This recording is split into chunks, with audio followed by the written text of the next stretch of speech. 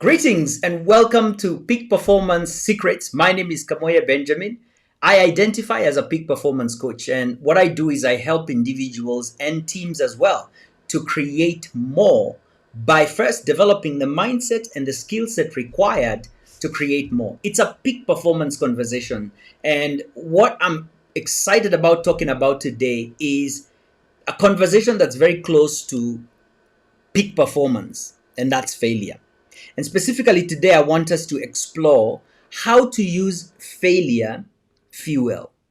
What are some of the mindset hacks to converting flops into future triumphs? Is it possible to tap fuel from a moment of failure? If you think about how we have been socialized to understand failure, we understand failure as a setback, as a not so good thing. If I was to ask any of you to demonstrate for me the body posture for failure, it's not this. It's something disappointing, discouraging. It sucks life out of you. How do you tap and draw energy from something like that? How do you extract fuel from something that ordinarily is sucking your energy? And that's what I want us to explore. Because fuel refers to a material that is burned or consumed to produce energy. So when you're in a state of almost lacking energy, how do you tap energy? How do you create energy? That's an important thing for us to understand, because peak performers develop a certain mindset that allows them to see setbacks and what is contained in the setbacks as an opportunity to harvest fuel that allows them to be propelled forward in the direction of their dreams. And that is what I want us to talk about. The whole phrase in itself, I know, is a bit of a paradox. How can you tap fuel from failure? In what ways can failure serve as a source of motivation or inspiration for future success? Is it possible, or Benjamin, you're just being a motivational speaker, rah, rah, rah? No, that's not what I'm trying to do here. Actually, I'm trying to posture for you that there is a mental stimulation that is available, but there is a mindset that needs to be in place for you to tap into failure and stimulate yourself mentally and physically in order for you to leverage the setback, whatever that setback is. And what is this fuel for? Three things. I think there's fuel for growth in failure. How do you tap into that? There's fuel for persistence. There's fuel for digging and staying with it. There's fuel for that. How do you tap into that? What mindset needs to be in place for you to convert that moment of failure into fuel? There's fuel as well for purpose. And so if these three things are key for you, you've got a purpose, there's a payoff, there's a reason why you're doing what you're doing. There's an important, mission that you're on, but you've faced setbacks, you've faced failure. How do you convert those moments of setback into fuel? Now, before we go too far, there's a question that I think we need to answer here, because if you are not sure what failure is, or your understanding of failure is warped, you will struggle with what I'm just about to share now. And so for me to guide you, I need you to answer this question for me. What is the opposite of success? If you said failure, you got it wrong. Because what is somebody who is failing doing? They're doing something. And is it true that even in that setback, there is nothing to be harvested? There is no outcome whatsoever. There is no lesson. There's no opportunity to learn. In this series of failure, I did a session where can failure be can a good thing come from failure? Can failure be a good thing? And one of the things that I took out from that opportunity of learning there was that failure has a certain definition in society that puts it on the opposite side of success. It's like you either get one or the other. It's like if you don't get success, then you've got failure. No. Here's what I would like to recommend, and follow me for a minute. The opposite of success, the opposite of success, the opposite of an outcome, the opposite of something great is nothing. Zero. The opposite of one is zero. Zero. Nothing. And so the opposite of success is not failure. Because what does failure imply? It implies that we are trying and we are learning. It implies that we are trying and we are understanding. It implies that we're attempting and we are coming out with lessons. And those lessons are the upside of a setback, but they are not the opposite of success. We have bought into, I believe, a wrong definition of success. Very many motivational teachers have shared this, that failure is feedback. And when you're getting feedback, you're understanding how it is not working. And this is the first mental hack that you need to have in place, by first looking at, wait a minute, who defined success for me? Because the person who defined success for me also automatically defined failure for me. Are you a failure simply because you didn't get that gold outcome you wanted? What about the steps that you're taking to get there? What do you call those? What do you call those when a missile has been sent to a target? A missile has been launched from the launcher and it's moving towards the target. But as it's moving towards that target, it's being blown by the wind. It's dropping in altitude, but it's still focused and it's moving towards the target. And as it's moving towards the target, it's detouring here and there. And there is an inbuilt mechanism that gives it feedback. You're 4 degrees off, come back. You're 2 degrees off, come back. You're a little bit lower, come up. And it doesn't go in a straight line. Much as we see that it's moving super fast, it doesn't go in a straight line. It goes through micro zigzags.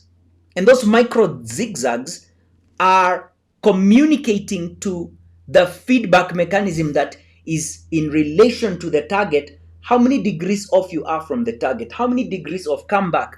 And there's a propeller that is responsible for, either propelling too fast or too slow or up or down, just to let the missile know how many degrees off the target are you.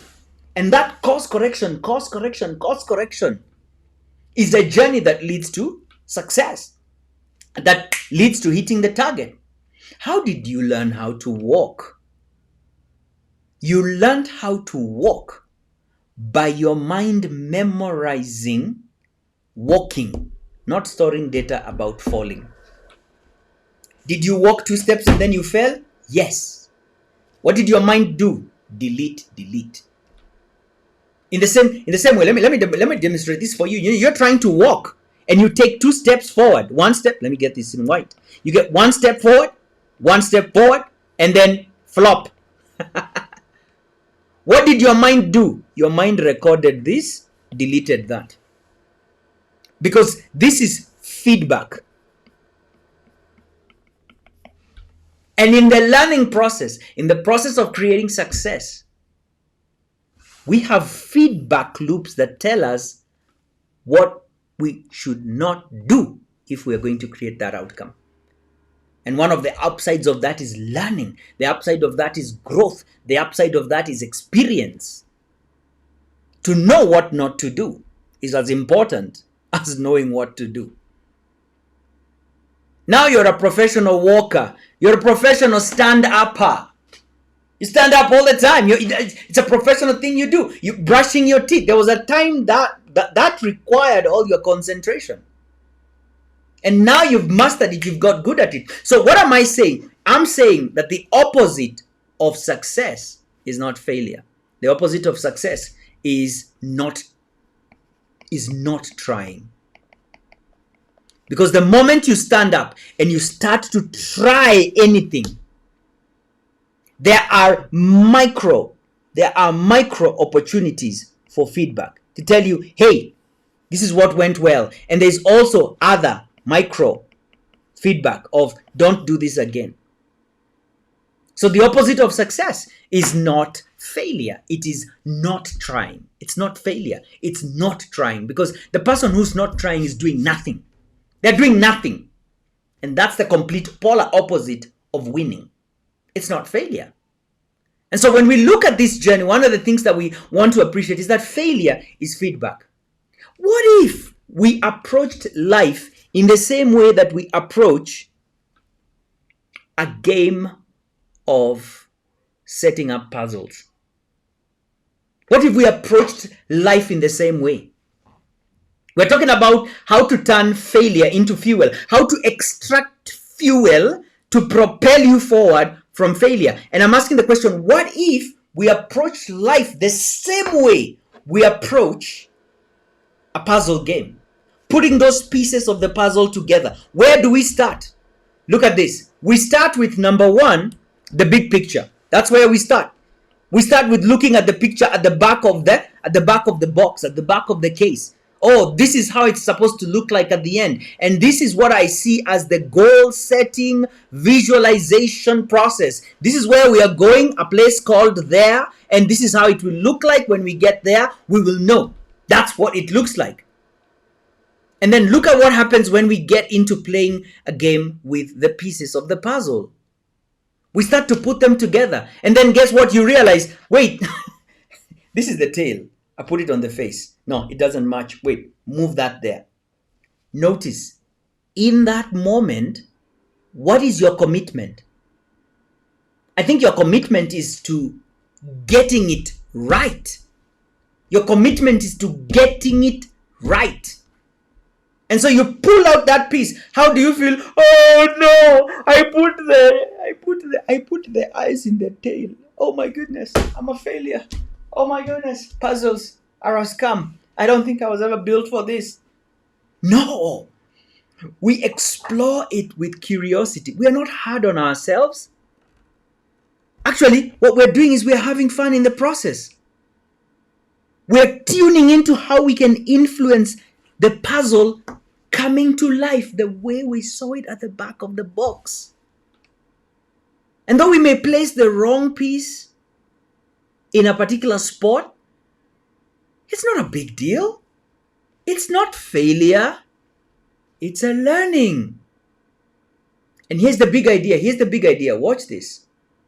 Is your attachment to being right greater than getting it right? I love this. I love this.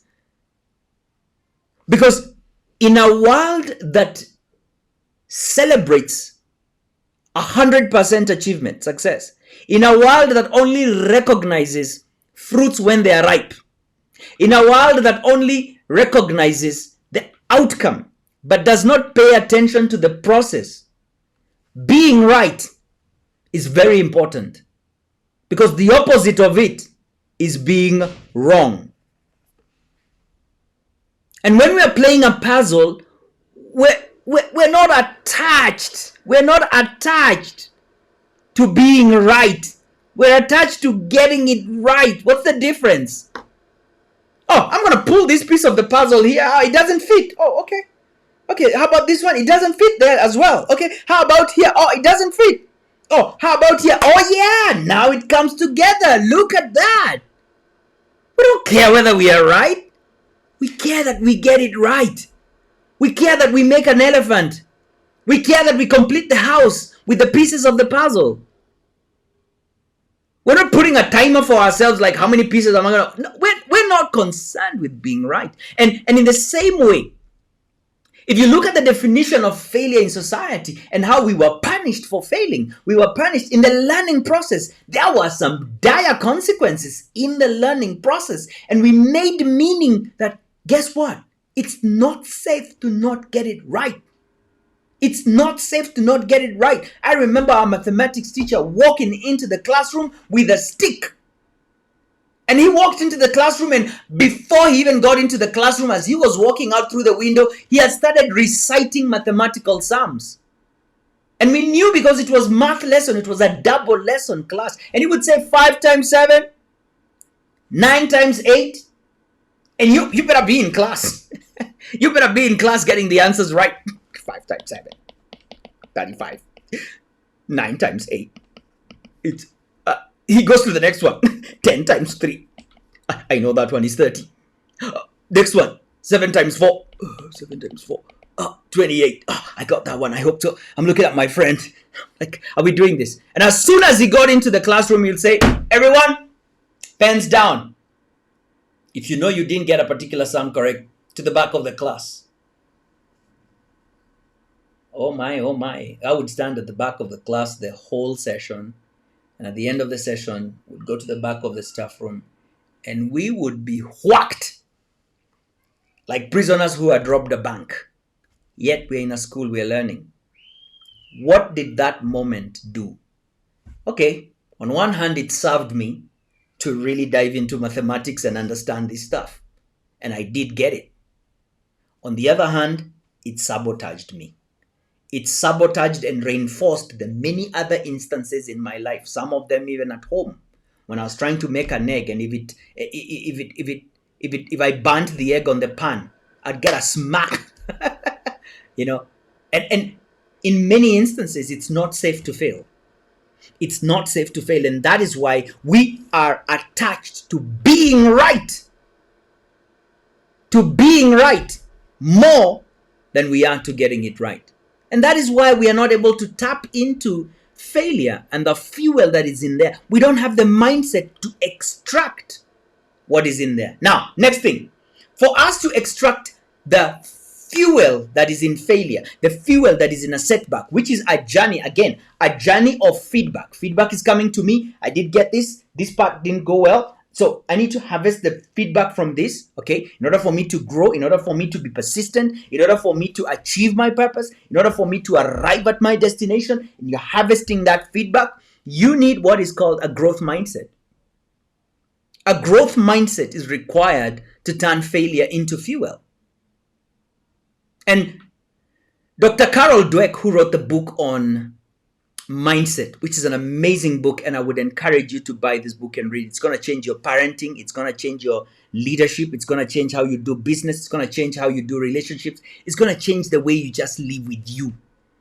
Because in a world where we are taught that being right is more important, I see adults every single day. They walk in front of a team of people to do a presentation. They're so attached to the idea of being right that if somebody asks a question, the conversation that goes on in their head is, I'm stupid, I'm not worthy, I'm not good enough, I shouldn't even have, volunteered to do this presentation. What was I thinking?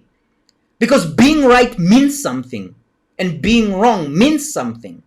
We don't see them through the angle of growth and development, which is the work that, Dr. Carol Dweck is talking about. And what is a growth mindset? A growth mindset is the belief that I can grow, that I can develop, that my abilities are expanding and they are growing. And so when you see challenges, when you see failures, when you see setbacks, you see them as opportunities for learning and growth. And that's how you can tap into the fuel that is in failure. That's how you can see, oh, wait a minute. Okay, this didn't go well, this didn't go well. Now, what does this mean for me? Our abilities can grow rather than being fixed limitations. In the growth mindset, if I don't know 5 times 7 is 35, guess what? I'll grow. It doesn't mean that I'm stupid. It means that I can learn. It means that my intelligence is going to grow. My talents can be developed. But in a fixed mindset, the belief in my abilities is static. It's either I know math or I know math. And so when a student in a fixed mindset state is asked what is 7 times 5 and they don't know that the answer is 35, not knowing that answer means that they are stupid and they can never learn, and math is a scam and they're not good at it and they will never be good at it. They don't see their traits as being in a growth process. And so failure becomes something that hits them hard. The commitment is to avoid the failure. The attachment is to being right. And if I'm right now and I don't get the outcome, that's okay. But I was right. I don't know why that thing, there's something wrong with that thing, because if it didn't come out right and I did everything right, I'm not the problem. That thing is the problem. And so we're not able to harvest feedback. We're not able to tap into the fuel. And what do? We give up. We close up shop. We're like, you know what? I tried that. It didn't work. Not for me. There was fuel to be extracted, but you need a growth mindset. In order for you to say, wait a minute, what could we do differently? That's a focus. That's a fuel for growth. What could we do differently? That's a fuel for learning, for innovation, for creativity. Let's try and do it one more time. Now let's get this. That's fuel for perseverance. That's fuel for persistence. That's fuel for enter the game again from a different mindset and create different results. You see, the growth mindset is required for us to harvest the fuel in failure. What question does the growth mindset ask? Or rather, the fixed mindset. The fixed mindset asks the question, can I? The fixed mindset asks the question, can I? What about the growth mindset? The growth mindset asks the question, how? How can I? One word makes all the difference. How can I? You're tapping into the fuel for failure. How can I? How can I? How can I? How can I? And it's going to unlock relationships. It's going to unlock collaboration. It's going to unlock creativity. It's going to unlock persistence. It's going to unlock, what else? Growth. It's going to unlock what? Purpose. It's going to unlock what? Clarity. It's going to unlock what? Experience. Look at all that. But the fixed mindset is going to ask, can I? No. End of story. End of story. That becomes a thing that I put in the file of my life. Like, I tried that, didn't work. No, I'm not good at. You hear people say I'm not good at. I'm not good at. Good at. We all have different capacities, but my hair just. Oh, I don't have any hair. My mind becomes alert when somebody says I'm not good at. And what are you referring to? What resource state are you coming into this world with? And what about that resource state is not good at something? Yeah, you may not have learned it. It's okay. And I think it's more aware for us to say, I have not trained myself in. I have not taken the time to learn how to. Don't say I'm not good at. Don't say I'm not good at. Because that indicates that's a sign of a fixed mindset. But you can learn. Yes, you may not have done it up until now, but you can learn. And that's how we're tapping into the fuel from failure. Now, one of the things that's also required is the mental faculty of perception. And the mental faculty of perception is one of the 6 intellectual faculties that we use as human beings in the creation process. And the mental faculty of perception can be understood well by one of the quotes by Wayne Dyer when he said, when we change the way we look at things, and one of the things here is failure, the things we look at change. When we change the way we look at these things, the things that we look at change. So what changed? It's the way that we look. It's the way that we look. When we change the way we look at failure, when we change the way we look at failure, the failure that we've experienced, the setback, it changes. And now we're able to tap into the fuel. We're able to extract the fuel from that failure. Consider this other quote by my friend. I love the work of Thomas Troward.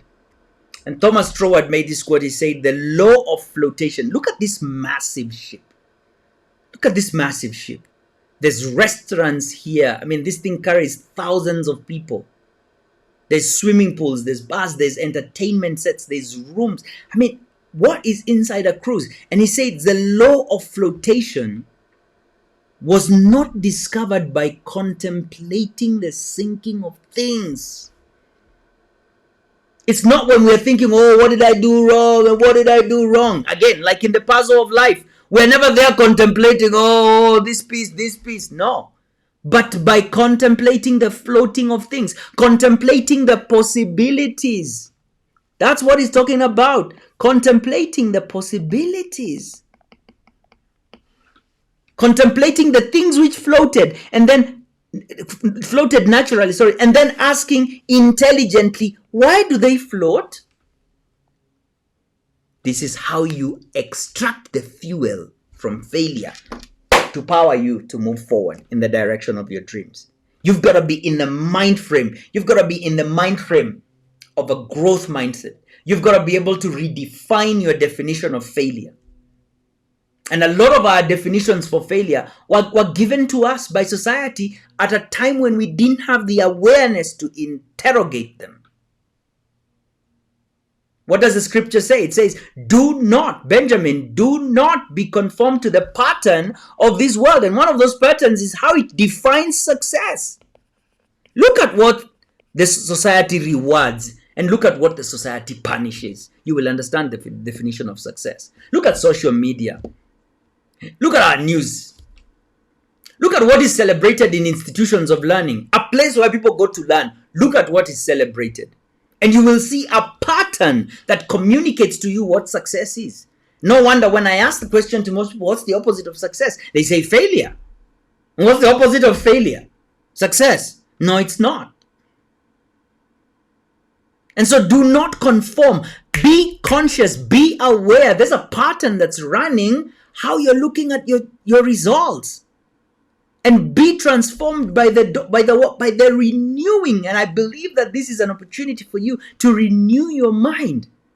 And then you're able to test. Once you renew, you're operating at a different level of awareness. And you are now able. Before, you were just a cog in the wheel. You were just doing it that way because that's how it's always been done. Now you're able to approve and know what God's will is. His good, pleasing, and perfect will. While you're in the journey, like a missile, you're heading toward your destination. You're achieving your purpose and you experience setbacks. Feedback allows you to understand how to re-enter the game. But it requires a growth mindset. It requires you to understand. My encouragement for you is, as you now step into creating the results that you know you're able to do, your potential is speaking to you and it's telling you, Benjamin, you can do this. Once you step into the arena and begin to do it, when you experience a setback, I want you to remember this, that failure is not the opposite of success. You didn't miss it. You're on the path to get there. You're one detour away. What you need is to harvest the feedback.